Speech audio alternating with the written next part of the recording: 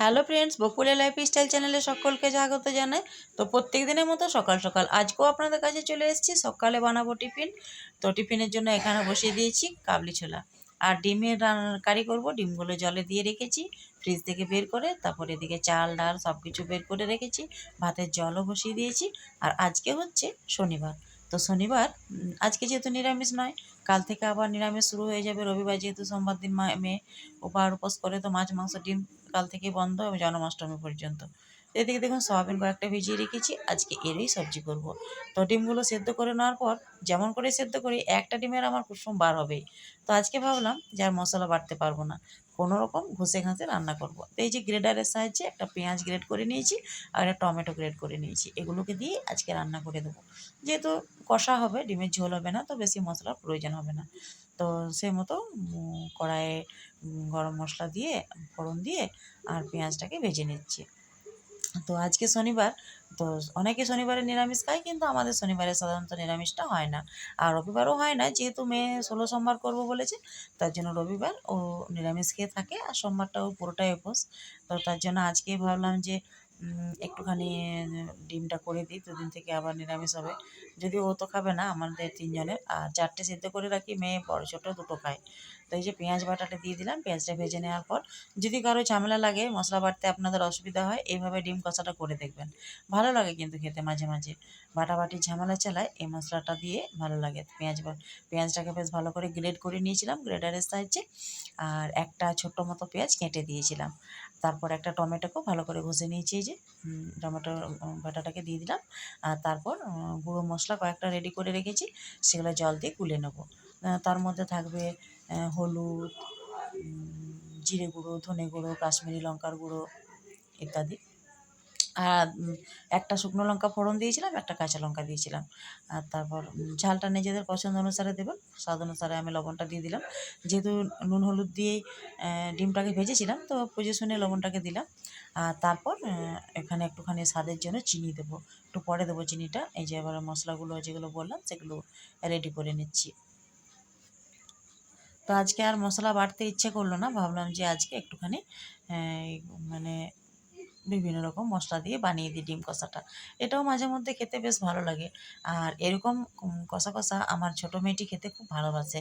ও বেশি জিরে ধনে মশলা বাটা দিলে খুব একটা পছন্দ করে না। তো তার জন্য ওর পছন্দ মতোই আজকে করে দিলাম। তো দেখুন মোটামুটি পেঁয়াজটা ভালো করে ভাজা হয়ে গেছে, টমেটোটাও ভাজা হয়ে গেছে।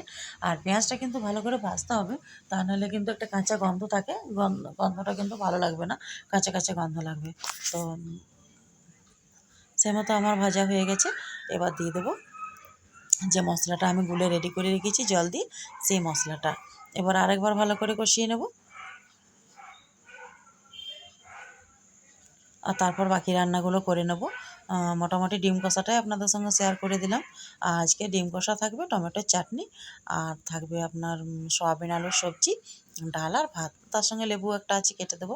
ব্যাস আজকের মেনু এইটুকুই। আজকে আর বেশি কিছু মেনু করছি না। তো মোটামুটি আমার কষানো হয়ে গেছে। আমি কিন্তু বেশি জল ইউজ করব না, একটুখানি চিনি দিয়ে দিলাম।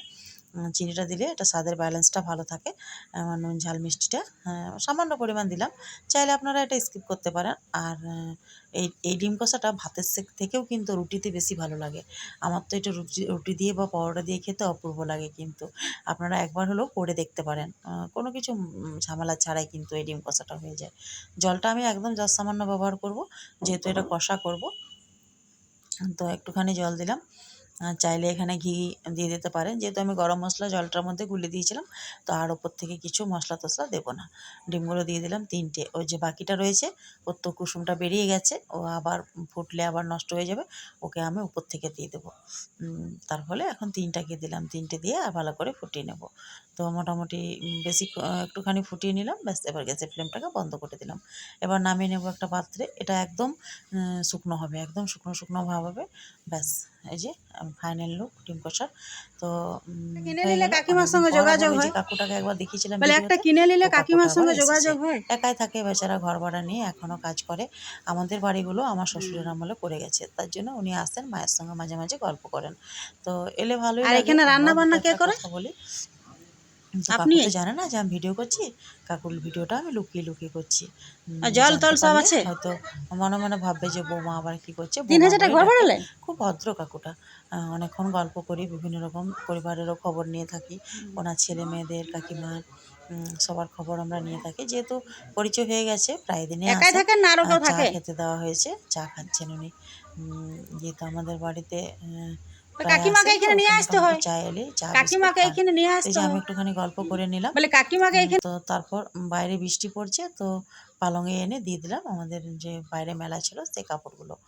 তো একটুখানি মানে জলটা ছেড়েছিল তখন দিয়েছিলাম, জলটা ঝরে গেছে, এবার পালঙের খাটলাগুলোর মধ্যে দিয়ে দিলাম কাপড়গুলো। তারপর সরাসরি সন্ধ্যাবেলায় একটুখানি মেয়ে বললো, মা আজকে তো বাচ্চাগুলো পড়তে আসবে না, তো আজকে ফ্রি, তো শনি রবিবার ওদের ছুটি থাকে, তো কয়েকটা পকোড়া বানাও আজকে, বেশ সস দিয়ে আর চা দিয়ে পকোড়া খাবো। বাঁধাকপি ছিল একটুখানি বাড়িতে, তো বাঁধাকপির মুচমুচে পকোড়া বানালাম। শনি রবিবারটা একটু ফ্রি পাওয়া যায় ওদের জন্য, বাচ্চাগুলো পড়তে আসে না, ওরা খেতে একটু মানে সময় পায় সন্ধ্যাবেলাটা। তারপর রুটি করব, আটাটা মেখে নিয়েছি। সকালে করেছিলাম কাবলি ছোলার সবজি, অনেকটা বেঁচে গেছে, তো আজকে ভাবছি ওটা দিয়ে রাত্রে কাজ চালিয়ে নেব। তারপর দেখা যাক আবার কতটা কি প্রয়োজন হচ্ছে, তখন রাত্রে কিছু ডিম ফ্রাই করে দেবো বা কিছু করে দেবো। তো রুটিগুলো করে নিলাম। আর আমার যেহেতু হাজব্যান্ড বিকেলে বাজার থেকে আসে, তো ও কিন্তু সবজি বাজারটা একবারই করেই নিয়ে আসে বাজার থেকে যখন আসে। তো আজকে আছে বেগুন, কাঁচা কলা, তার সঙ্গে রয়েছে লাউ আর পটল। এগুলো আবার গুছিয়ে গাছিয়ে রেডি করব। আর সন্ধ্যাবেলায় মেয়ে নিয়ে এলো চাউ। তো চাউটা আমি খাই, সকলকে জানাই গুড ইভিনিং, টাটা।